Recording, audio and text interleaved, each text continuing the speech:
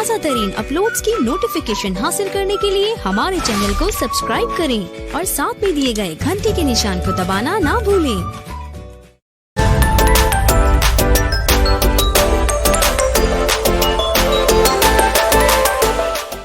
आज আমি করিম class 10th और English chapter 1 a letter to God.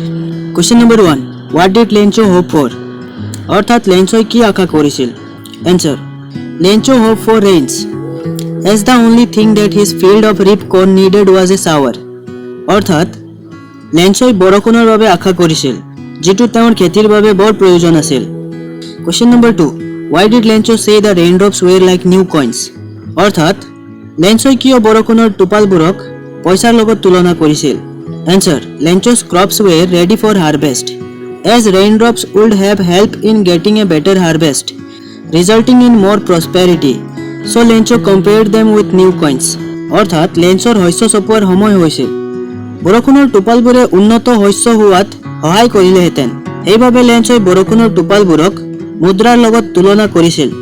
Question number 3 how did the rain change what happened to Lencho's fields অর্থাৎ বৰষুণ কিদৰে হলনি হৈছিল আৰু তাৰ বাবে লেঞ্চৰ খেতিডৰাত কি হৈছিল। Answer the rain was pouring down but suddenly a strong wind began to blow and very large hailstones began to fall along with the rain all the crops in Lencho's field destroyed অর্থাৎ বৰষুণ দি আছিল কিন্তু হঠাতে এটা প্ৰচণ্ড বতাহ ববলৈ ধৰিলে আৰু অতি ডাঙৰ বৰষুণৰ লগে লগে শিলাবৃষ্টিও পৰিবলৈ ধৰিলে লেঞ্চৰ পথাৰত থকা সকলো শস্য নষ্ট হ'ল। Question number 4 what were Lencho's feelings when the hail stops অৰ্থাৎ ধুমুহা শেষ হোৱাৰ পাছত লেঞ্চৰ কেনেকুৱা অনুভৱ হৈছিল।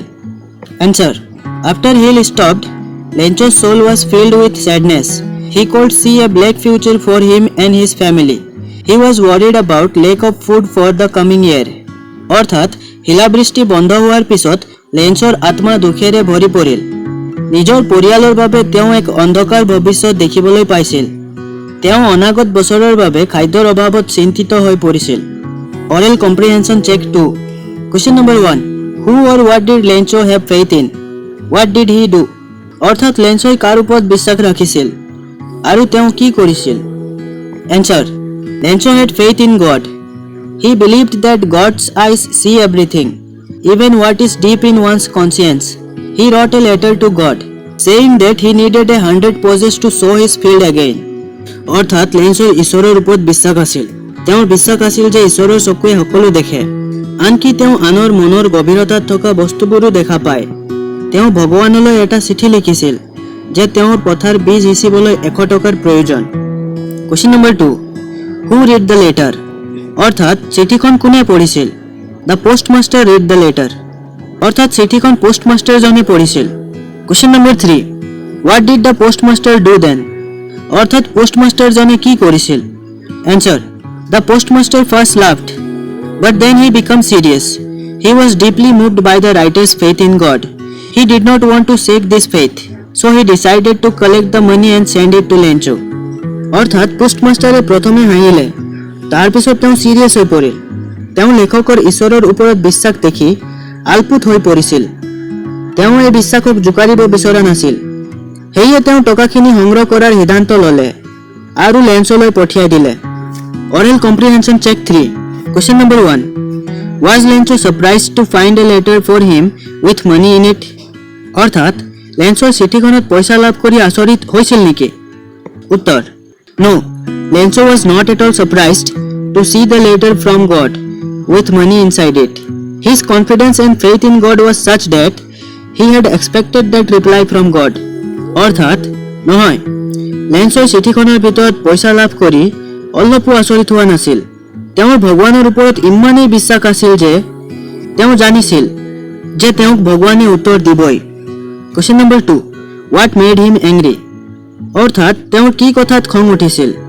উত্তৰ when he finished counting money he found only 70 pesos but he demanded 100 pesos he was confident that God could neither make a mistake nor deny him what he had requested therefore he concluded that the post office employees must have taken the remaining 30 pesos অৰ্থাৎ লেঞ্চই যেতিয়া টকা গণনা কৰি শেষ কৰিলে তেতিয়া তেওঁ মাত্ৰ 70 টকাহে পালে কিন্তু তেওঁ ঈশ্বৰক 100 টকা দাবী কৰিছিল তেওঁৰ বিশ্বাস আছিল যে ঈশ্বৰে কেতিয়াও ভুল কৰিব নোৱাৰে আৰু ঈশ্বৰে তেওঁৰ অনুৰোধক অস্বীকাৰো নকৰে। এয়ে তেওঁ এই সিদ্ধান্তত উপনীত হয় যে ডাকঘৰৰ কৰ্মচাৰীসকলে বাকী 30 টকা চুৰ কৰিলে। Thinking about the text. Question number 1. Who does Lencho have complete faith in? Which sentences in the story tell you this? অৰ্থাৎ লেঞ্চৰ কাৰ ওপৰত বিশ্বাস আছিল? পাঠৰ কোন কেইটা বাক্যই লেঞ্চৰ বিশ্বাসক প্ৰতিফলিত কৰিছিল? উত্তৰ, Lencho had complete faith in God. The sentences in the story that show this are as follows. অৰ্থাৎ লেঞ্চৰ ভগৱানৰ ওপৰত বিশ্বাস আছিল। লেঞ্চৰ ভগৱানৰ ওপৰত বিশ্বাস প্ৰতিফলিত কৰা বাক্য কেইটামান তলত উল্লেখ কৰা হ'ল। But in the hearts of all who lived in the solitary house in the middle of the valley, there was a single hope, help from God. All through the night, Lencho thought only of his one hope, the help of God, whose eyes, as he had been instructed, see everything, even what is deep in one's conscience. God, he wrote, if you don't help me, my family and I will go hungry this year. He wrote to God on the envelope, put the letter inside and still troubled went to town. God could not have made a mistake, nor could he have denied what he had requested. Question number 2. Why does the postmaster send money to Lencho? Why does he sign the letter God? অৰ্থাৎ পোষ্টমাষ্টাৰজনে লেঞ্চলৈ কিয় পইচা পঠিয়াইছিল? তেওঁ কিয় চিঠিখনৰ ওপৰত ভগৱানৰ নামত চহী দিছিল? উত্তৰ, The postmaster does not want that Lencho's faith in God should break. In fact, he feels proud that Lencho has such a great faith in God. He signed the letter God to keep Lencho's faith. If he does not do so, Lencho might think differently. His faith in God may shake. অৰ্থাৎ পোষ্টমাষ্টাৰজনে কেতিয়াও বিচৰা নাছিল যে লেঞ্চৰ ভগৱানৰ পৰা বিশ্বাস উঠি যাওক, বৰঞ্চ তেওঁ লেঞ্চৰ ভগৱানৰ ওপৰত থকা অগাধ বিশ্বাসক লৈ গৌৰৱ অনুভৱ কৰিছিল। সেইবাবে তেওঁ লেঞ্চৰ চিঠিখন লিখি পঠাওঁতে ভগৱানৰ নাম দি স্বাক্ষৰ কৰি দিছিল, যাতে লেঞ্চৰ ভগৱানৰ ওপৰত বিশ্বাস উঠি ন, কিয়নো তেনে নকৰা হলে লেঞ্চৰ হয়তো ভগৱানৰ পৰা বিশ্বাস উঠি গলহেঁতেন। Question number 3. Did Lencho try to find out who had sent the money to him? Why and why not? অৰ্থাৎ লেঞ্চই তেওঁলৈ কোনে পইচা পঠিয়াইছিল তাৰ বিচাৰ কৰিছিল নে? যদি নাই কৰা কিয়? উত্তৰ, Lencho did not try to find out who had sent the money to him. It was because he had complete faith in God. Therefore he did not bother about the sender. অৰ্থাৎ লেঞ্চলৈ কোনে পইচা পঠিয়াইছিল তাৰ বিষয়ে তেওঁ কোনো অনুসন্ধান চলোৱা নাছিল, কিয়নো তেওঁৰ ভগৱানৰ ওপৰত সম্পূৰ্ণ বিশ্বাস আছিল। সেয়েহে লেঞ্চই পইচা পঠোৱা মানুহজনৰ ওপৰত কোনো গুৰুত্ব আৰোপ কৰা নাছিল। Question number 4. Who does Lencho think has taken the rest of the money? What is the irony in the situation? অৰ্থাৎ লেঞ্চৰ মতে বাকী পইচাখিনি কোনে ৰাখি থৈছিল? উত্তৰ, Lencho thinks that the post office people have taken the money. It is the post office people who send the money to Lencho. But on the other hand, Lencho thinks they have stolen his money. He calls them crooks. Thus there is an element of irony in this situation. অৰ্থাৎ লেঞ্চই ভাবিছিল যে ডাকঘৰৰ মানুহবোৰেই তেওঁৰ টকাখিনি লৈছে, post অফিচৰ মানুহবোৰেই লেঞ্চলৈ পইচা পঠিয়াইছিল, কিন্তু লেঞ্চই ভাবিছিল যে পোষ্ট অফিচৰ মানুহবোৰেই তেওঁৰ পইচা চুৰ কৰিছিল। লেঞ্চই সিহঁতক বদমাছ বুলি কৈছিল। ইয়াত এই পৰিস্থিতিটোৱে বৰ আমোদজনক। Question number 5. Are there people like Lencho in the real world? What kind of a person would you say he is? You may select appropriate words from the box to answer the question. অৰ্থাৎ আজি পৃথিৱীত লেঞ্চৰ দৰে ব্যক্তি বিচাৰি পোৱা যাবনে? তেওঁ দৰাচলতে কেনেকুৱা প্ৰকৃতিৰ ব্যক্তি? তলত দিয়া শব্দবোৰ ব্যৱহাৰ কৰি উপযুক্ত উত্তৰ লিখা। উত্তৰ, I don't think there can be any such people in the real world. Lencho is illiterate, and yet he doesn't know how his letter will reach to God without any address.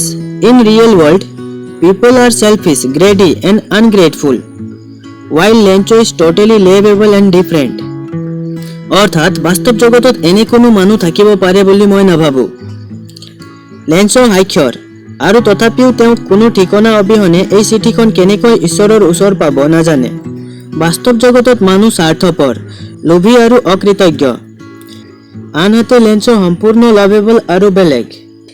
There are two kinds of conflict in the story between human and nature, and between humans themselves. How are these conflict illustrated? অৰ্থাৎ পাঠটোত দুই ধৰণৰ বিবাদ দেখিবলৈ পোৱা গৈছে। এটা হৈছে প্ৰকৃতিৰ আৰু আনটো হৈছে মানুহৰ মাজত। দুয়োটা ঘটনা বহলাই লিখা। Answer, The conflict between humans and nature is illustrated by the destruction of Lencho's crop by the hailstorm. He worked so hard to feed his family, but he became the victim of nature who destroyed his crop field. The story also shows another conflict between humans themselves. After receiving Lencho's letter to God, the postmaster along with the staff sent money to him, which he asked from God in order to keep his belief in God. But Lencho had claimed the staff of post office that they take away money from him because he had called them a bunch of crooks. It shows that man does not have faith in other men, thereby giving rise to this conflict. অর্থাৎ মানুহ আৰু প্ৰকৃতিৰ মাজত হোৱা সংঘাতৰ কথা লেঞ্চৰ শস্যৰ ধ্বংস হোৱাৰ পৰাই প্ৰমাণিত হৈছে। শিলাবৃষ্টিৰ ফলত শস্য নষ্ট হোৱাৰ লগে লগে লেঞ্চয়ে দুখ আৰু ম্লান অনুভৱ কৰিবলৈ ধৰিলে। তেওঁ দিনে ৰাতি নিজৰ পৰিয়ালৰ বাবে পথাৰত কষ্ট কৰিছিল, কিন্তু প্ৰকৃতিয়ে তেওঁৰ শস্য ধ্বংস কৰি পেলালে। এই কাহিনীত মানুহৰ মাজতো সংঘাত দেখুওৱা হৈছে। ডাকঘৰৰ মালিকৰ লগতে ডাকঘৰৰ আন কৰ্মচাৰীসকলে লেঞ্চলৈ ধন জমা কৰি পঠিয়াইছিল। তেওঁলোকৰ লেঞ্চৰ লগত কোনো সম্পৰ্ক নাছিল, তথাপিও তেওঁলোকৰ ফালৰ পৰা সেয়া আছিল এক দয়া আৰু নিস্বাৰ্থতাৰ কাৰ্য। কিন্তু লেঞ্চয়ে তেওঁলোকক কিছু পৰিমাণৰ ধন কাঢ়ি নিয়াৰ বাবে দুখ আৰোপ কৰিছিল। ইয়াৰ পৰা ইয়ে প্ৰকাশ পাইছে যে এজন মানুহৰ আন মানুহৰ ওপৰত বিশ্বাস নাই। সেইবাবে এই কাহিনীটোত এই কথাটোক দাঙি ধৰা হৈছে। Thinking about the language. Question number 1. There are different names in the different part of the world of storms, depending on their nature. Can you match the names in the box which their description below and fill in the blanks? অর্থাৎ পৃথিবীর বিভিন্ন অংশত বতৰৰ তথা পৰিৱেশ অনুযায়ী বিভিন্ন ধুমুহা বতাহ আদি হয়। তলত দিয়াবিলাকৰ নাম উপযুক্ত স্থানত পূৰ কৰা। A violent tropical storm in which strong wind move in a circle. অর্থাৎ এটা তীব্র গ্রীষ্মমণ্ডলীয় ধুমুহা য'ত প্ৰচণ্ড বতাহে বৃত্তাকাৰ গতি কৰে। উত্তৰ cyclone. Question number 2. An extremely strong wind. অৰ্থাৎ অতি শক্তিশালী ৰূপত বলা বতাহ। উত্তৰ গেল। Question number 3. A violent tropical storm with very strong wind. অর্থাৎ অতি প্ৰবল বতাহৰ সৈতে এটা তীব্ৰ গ্ৰীষ্মমণ্ডলীয় ধুমুহা। উত্তৰ typhoon. Question number 4. A violent storm whose center is a cloud in the shape of a funnel. অর্থাৎ এটা তীব্ৰ ধুমুহা যাৰ কেন্দ্ৰত ডাৱৰ আৱৰি থাকে। উত্তৰ tornado. Question number 5. A violent storm with very strong winds, especially in the eastern Atlantic Ocean. অৰ্থাৎ শক্তিশালী বতাহৰ সৈতে অহা এক ভয়ানক ধুমুহা যি বিশেষকৈ আটলান্টিক মহাসাগৰৰ পশ্চিম দিশত উৎপত্তি হয়। উত্তৰ hurricane. Question number 6. A very strong wind that moves very fast in a spinning movement and causes a lot of damage. অৰ্থাৎ শক্তিশালীভাৱে বলা ঘূৰ্ণী বতাহ যি বিস্তাৰ ক্ষতি সাধন কৰে। উত্তৰ whirlwind.